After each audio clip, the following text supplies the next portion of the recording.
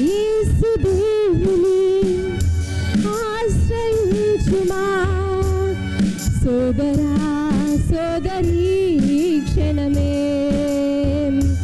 విశ్వసించుమా తండ్రిని వేడుమా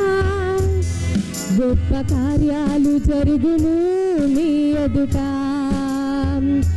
స్వస్థతలే